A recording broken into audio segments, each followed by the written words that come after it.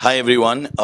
It's an absolute honor to be here, and really enjoyed all the talks that everyone else has given.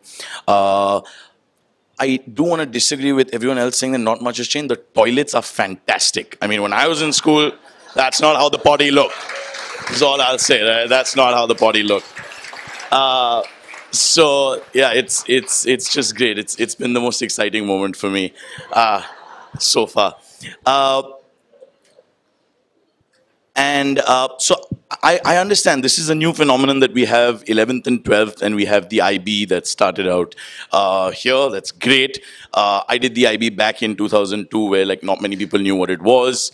People were scared whether that was a recognized degree. But I think it was the two best years of my educational experience after BIS to be able to go and do the IB. So I just want to check how many of y'all are doing English higher level at the IB.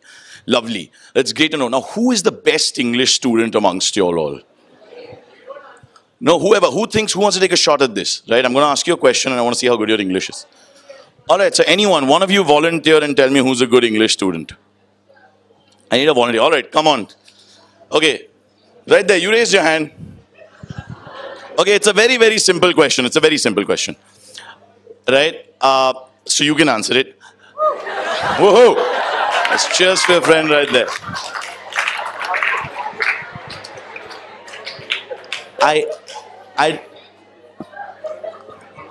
want you to tell me the future tense of this statement. I had killed a thief. I will kill a thief. No, my friend, it's you'll go to jail. Thank you. Okay, now I need another volunteer to come up. Or can be there and talk. I want one more volunteer who is going to tell me 3 things about someone else who's in this room. It could be a friend, it could be a teacher, it could be anyone. I just want one volunteer to tell me 3 things about someone else. This is also a great chance for a guy to profess his love for a girl. By the way, no one's going to take it in a bad light here. And if it doesn't work out, you can always say, hey, I was just joking and I had to do this for an exercise. Okay, one volunteer to tell me 3 things about someone else in this room. I can see it. It's almost there, guys. I know, it's happening, man. You're my friend. You need to coordinate this. Okay, one person who's going to tell me 3 things. Okay, another 10 seconds because otherwise I'm going to have to just pick someone. All right, there we go. All right, can the guy please be given a mic? So I just described the person. Yeah, so first tell me who that person is and tell everyone who that person is. So the person is Kareem Khairaz, the person sitting next to me. Lovely. Sorry, again, the name, please. Kareem Khairaz. Lovely. And what is your name, my friend? My name is Rishabh Kumar. Lovely. And you're in the 11th standard? 11th. 11th. All right, great. So yes, 3 things about your friend right there. Friend is too much. Oh, lovely. That's great. Loud. Okay. Annoying. Okay. Funny. All right. Okay, great. Thanks. Can we just,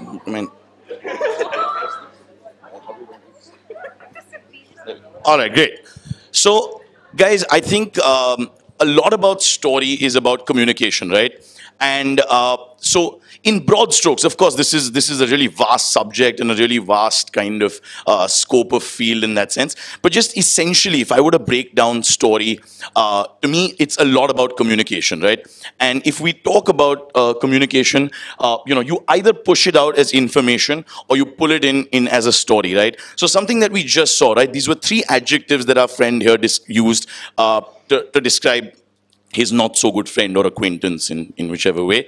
But basically, in some ways, it was in effect one of these 2 things, right? And that's how we generally pass on information, how we communicate, how we tell stories, how we actually just interact. So a very big part and a large part of human connection and human interaction is via communication, and in broad strokes, could be broken down into these 2 manners. Now, what is a story? I know Shushi spoke about it a little bit. I'm also going to try and talk to you all about it briefly. But as essentially as I said, it's a mode of communication. Uh, so, kind of dating back to kind of prehistoric, pre-BC times, there was an oral tradition of telling stories. So, whether it was recipes that people passed on to each other, or life lessons, or secrets, there was an oral tradition of moving from passing information or communicating from one another in an oral tradition. That obviously then moved on to a later stage to books, where things were written. That moved on to plays. Then we have the more recent form of cinema, which also had its journey from the silent movies, where there were just a couple of images put next to each other, and a story was told to you, to when the talkies came in, and people started talking and communicating and interacting with each other. Uh, and now, of course, we have the new age of the social media, which has completely gone crazy, right? Which is it's something that I'm presuming a lot of y'all in this room use, access, or hate, right? Either way, it's a very big part of your lives, whether or not you like it, whether or not you hate it. Everyone's on WhatsApp, on Instagram. It's a little bit like the alcoholic problem, right? That every alcoholic at night says, "I'm never going to drink again." It's like, oh my God, like I want to get out of Instagram, but the next morning you're back at it with full force and gusto, and not doing anything about your social media addiction at all.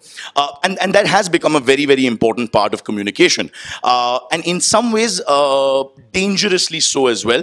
And we'll talk about that a little more later. But either way, this is just a quick kind of snapshot to give you all a sense of the evolution of broad stroke story, if I were to encapsulate it, right? And now just to look at it in terms of, it's as simple as a mother singing a lullaby to a baby to go to sleep. That's a story in a sense. That's a story, all the way to, like, a multi-million-dollar complex video game like Halo 2. So again, just to kind of try and give you all a sense that story is really, really something that's broad, yet it's something that's actually very simplistic and can be put down to something as simple as communication. This is something that, again, I just want to kind of briefly take you all through in terms of the primary elements of a story. And, Shuchi spoke about it a little bit. But, taking Batman, because that's my favorite superhero, I just thought woohoo, great. So you have a character, so a protagonist, a character. You have Batman. You have Gotham, which is the world. And then you have the conflict, which in this case, for all practical purposes, is Joker. And really, it's the combination and the collision of all of these things, right? So these are basically the elements of telling a story. Good or bad is something that, we decipher and we learn and we see. But just primarily, these are the three strongest elements that if I had to break up, and this exists even in a lullaby. This exists in a video game. This exists in a play. This exists in a book. So it's kind of something that's, just there all across. I want to talk to you all about what is called the Epic of Gilgamesh. I don't know how many of you all are aware of this, but this is traditionally considered to be the oldest story ever told, right? And so there are a couple of interesting things about this story.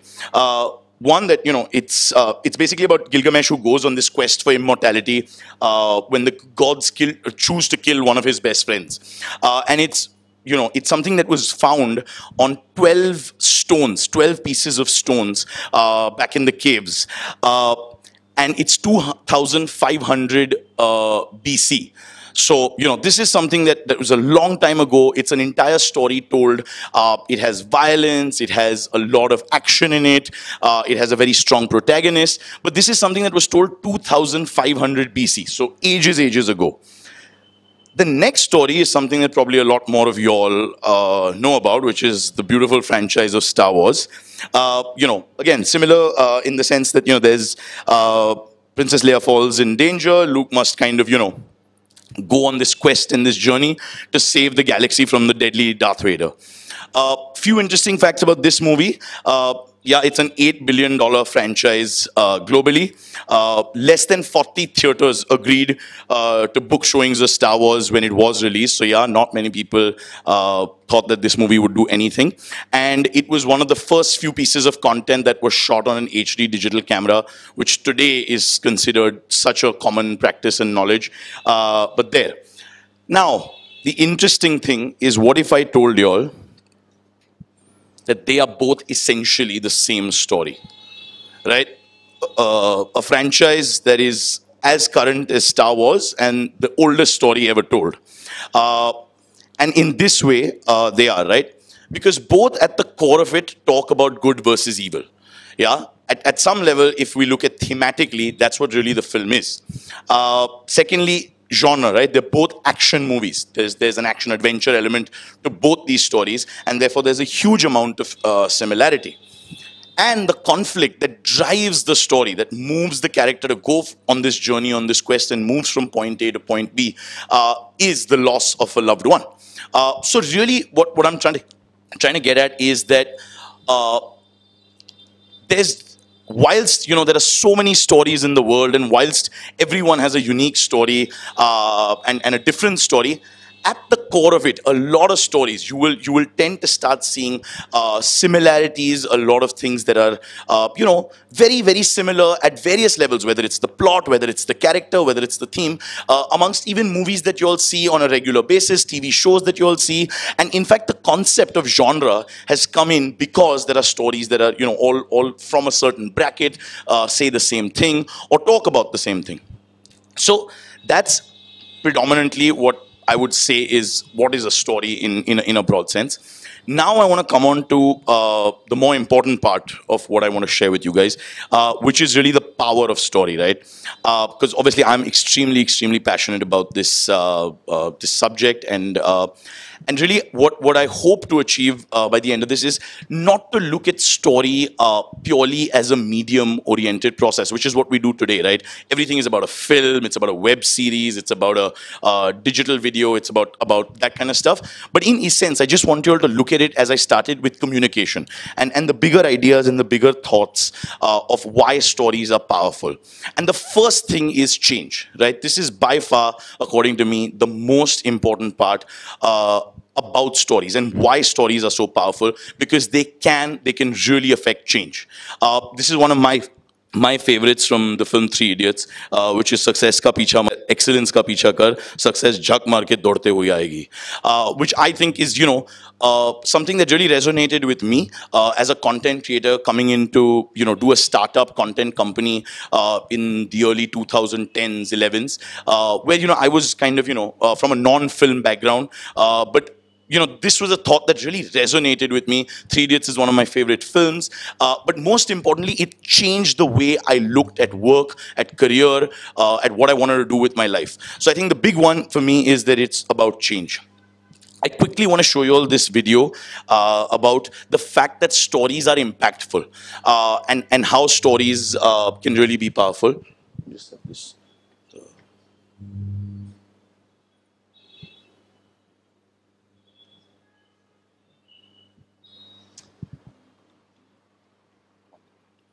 The third.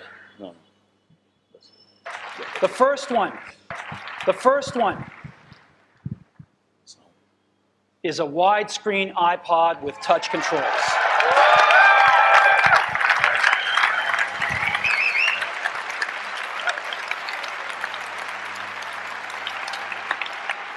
The second is a revolutionary mobile phone.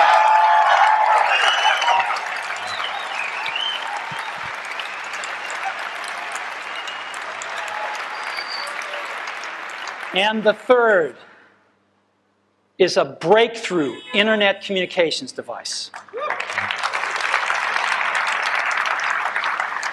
So, three things: a widescreen iPod with touch controls, a revolutionary mobile phone, and a breakthrough internet communications device. An iPod, a phone,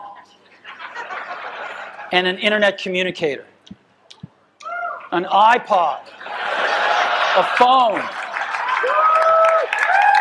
Are you getting it? These are not three separate devices. This is one device.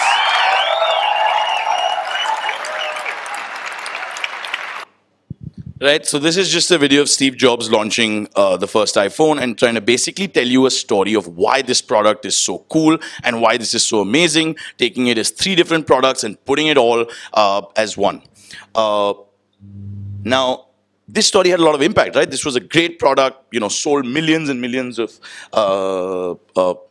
quantity in millions of quantities. So there was a huge impact of Steve Jobs coming and launching a product like this, which wasn't a conventional way of launching a product.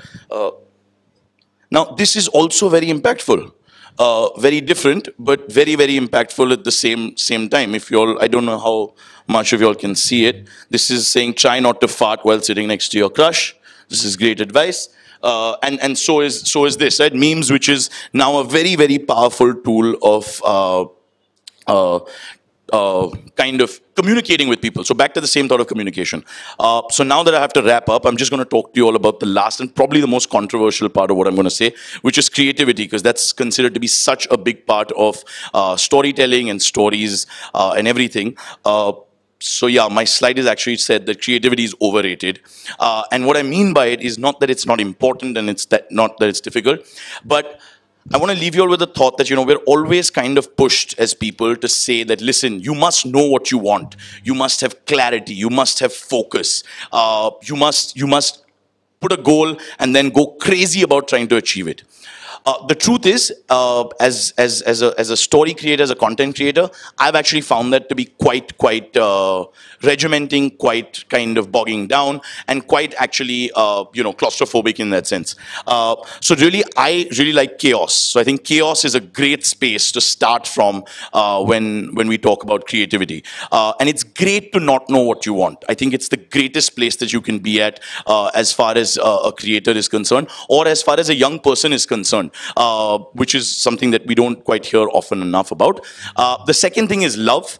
I think the idea of falling in love is probably a great thought and is not spoken about in a big way. But I encourage all of you all to fall in love, because it is going to be by far the most amazing experience that any one of you all will ever have for the rest of your lives. And a lot of creativity will come when there is a lot of love. I promise you, in various ways that you will not expect. And the third is collaboration. Which is, there is this stigma to creativity of going into isolation, of, going and thinking of stories and, writing in the forest and going and, locking yourself up in a room till you've cracked a problem or till you've come up with a great story. And generally what I find is that's, again, one of those things that is sometimes counterproductive. Some people work well with it, but really the idea of collaboration. So yeah, I think that's kind of the last thing before I go, is that never be scared of a bad idea. It's always a great starting point for every great idea. Every great idea in the world started on the foundation of a bad idea. So dream big, don't fear, and always chase your dreams. So thank you very much.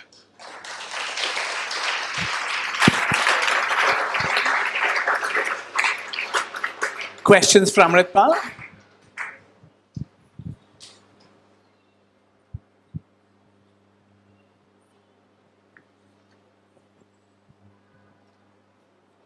Yeah, hi. So, according to you, for a story to be impactful, what do you think is one feature characteristic that a storyteller must have? So for the story to be impactful, or for the storyteller to be impactful? For a storyteller to be impactful. Wow, that's a loaded question.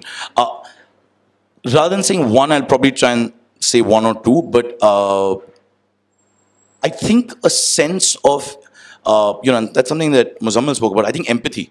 I think the ability to kind of put yourself in other people's shoes, the ability to kind of,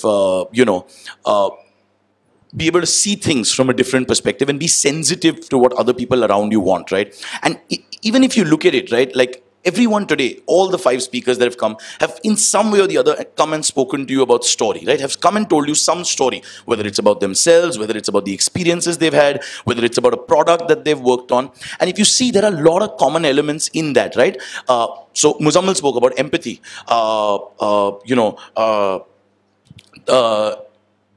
We had someone speak about the fact that gratitude is something that is something that appeals to them. But I think if you look at all of this, the one common thread that everyone has is the understanding of the other human being. So I would say empathy could be a big one.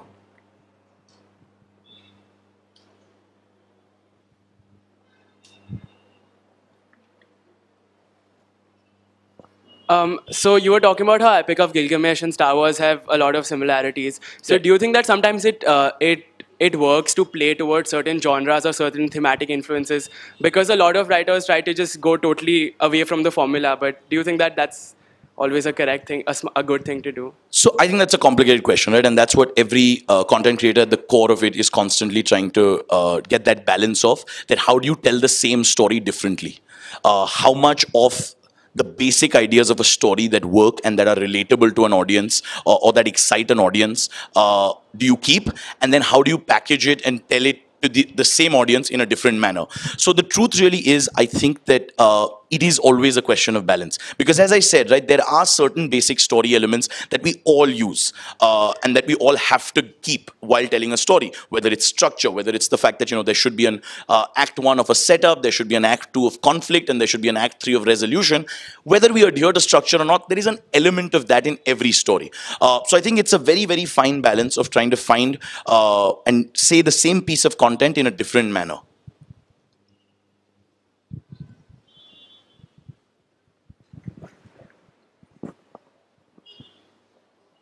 It is very commonly said that for a story to be based around a tragedy or something bad that happens, makes the story more impactful. And you spoke about how most stories usually have conflict in it, right? So, how important do you think it is for the story to be based around a tragedy, and that tragedy being the conflict component of that story? No, I don't know if I would say that, it for a story to have impact. I know there's a school of thought that probably believes that, but I do not think that that is important at all. In fact, I feel that a good story is one that is relatable, that strongly appeals to emotion. We're all today very caught up with, and especially with the digital age, on things like, logic and how watertight our screenplays are. We do experiments where we are told to concentrate on the first 10 seconds of any content piece that we create, because the attention span of a human being for the first time in human history has fallen below 7 seconds, which is that lower than that of a goldfish. Now in 10 seconds, I don't know what is bloody good content or not. I mean, I don't know. In 10 seconds, I can barely say one line of dialogue or take a breather. So the truth is that I think that any of these stigmas or any of these basic stereotypes are today going to be constantly challenged. But the core values of telling a story that emotionally appeals to people, and has a sense of relatability or a sense of aspirationalness for the audience that sees it, I think those are stories that will always work, no matter how they're told, in what genre they're told, who they're told by, and in which medium they're told.